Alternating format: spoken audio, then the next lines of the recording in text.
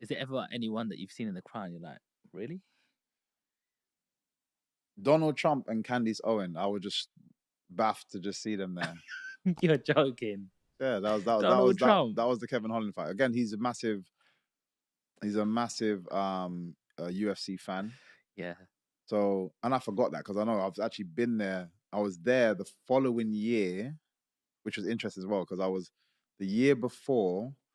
Kevin Holland was actually fighting on that show. It was I went to go see my boy Izzy.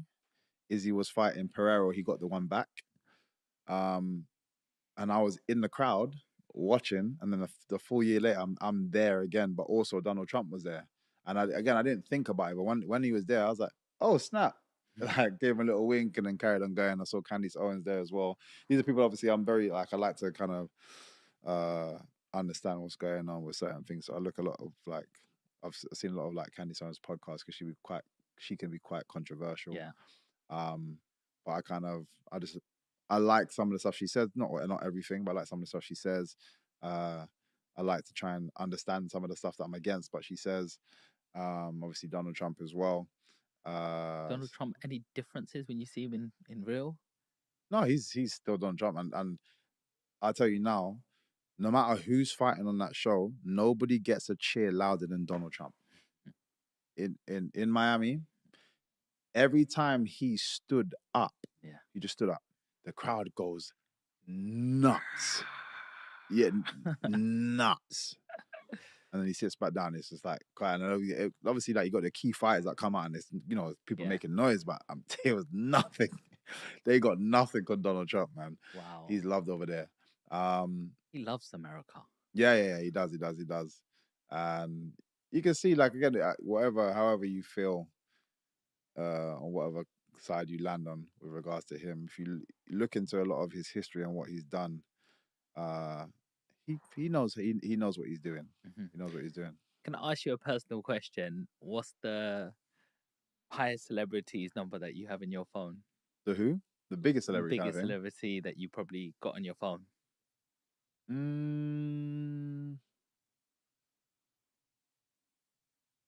I guess it would be 50.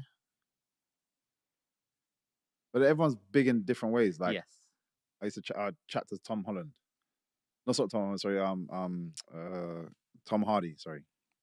Because we were talking about something ages ago, and then just stayed in touch. There's big musicians that I chat to all the time. A lot of them are more so from over here. Yeah. When you ring 50, does he pick up straight away, or would he get back to you in a week or two? Like, are they really that busy like you think they are? Yeah, it varies. He could get back to you months down the line, or he can get back to you straight away. It varies. So yeah, and he I know is so active, and he's a person that if you are, and for people that are busy as well, I get that. If he's a person, if you are not in his field of view while he's doing something, you can be forgotten very quickly because he's hustling. He's always moving. So I say when he's in town, I always check him. We always catch up, and we'll be chatting for hours. But then if he's not about, he's just doing his thing. So you got to keep trying to jump in his way, like, yo, what's up? But yeah, there's like I wouldn't, even with him, I wouldn't say we're close at all. Like we get on, and it's cool to have somebody like him that you can speak to on occasion. But the keys for me are people that can actually help, or I can help. You know what I mean? Like those are the interactions, and those are the relationships that mean more. Yeah. Like I respect all of these other guys. Yeah. But these ones are more integral, more key, especially to my growth. So ask me the same question, bro. Who's in your phone? Michael Venom. I love you, bro. Respect, man. Come on, bro, man. Honestly, you're that guy. Like, there's certain people who break barriers in your beliefs. When I first came on social media, I met a guy called Samuel Leeds. Very controversial. Some people like him, some people don't. Does a £1 course. Yeah, you might buy another course after that, but he does get you results as well. Okay. Whether that's breaking beliefs. And when I've started this podcast world, obviously I've met a lot of people, but when I met you at the O2 and how humble you are, I was like, there is real people out there. He doesn't let none of this get to him. And that's the biggest thing. I respect that more than you're fighting. Yeah. I'm sorry, because I respect you in the cage as well. I'm like, I don't know how he does that, but that's his profession. Yeah. But outside that profession, like, I'm not gonna name any names, but I've met fighters and they don't have that energy. They're like, how much am I getting paid? What's in it for me? Yeah. And then cut off straight after. Yeah. And it's just like, you just feel, a bit different. It's a difficult one because I'm being myself, but then there have been times where I'm like in the reverse role. When I'm being nice, you can also have people take advantage of that. So then I also understand when I see some people in the similar statuses as myself be cold. I'm like, I kind of get you depending on how I can't say how you started, but I can also understand how you can get to that place. Yeah.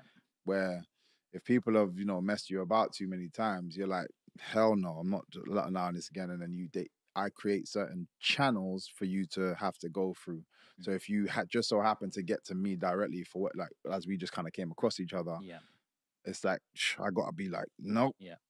So I can also understand that. Yeah. And I had it at Bellator where I felt like I was being, I would be myself, but just I was being cool with everybody. When you're being cool with everyone, people let go of certain information and they talk about other fights. Oh yeah, we got to do this, and this guy's asking for that, and this girl, she says this and this. So you get all the little information. I'm not even asking, you just through conversation. But now I'm like, I kind of have an understanding of what people are asking for or demanding, and these guys are having to do it. Then I'll ask for something very small comparatively. Like, is it okay if this happened? Oh no, you might have to ask this person. Then I'm getting run around, and I'm like, wait, what's going on? You've told me that you do all of this. Yeah. These people are like, oh man, they need 20 people to come, and you have to run around and get all these 20 people. I asked if one person can my brother come with me? I'm not sure. Like, you have to.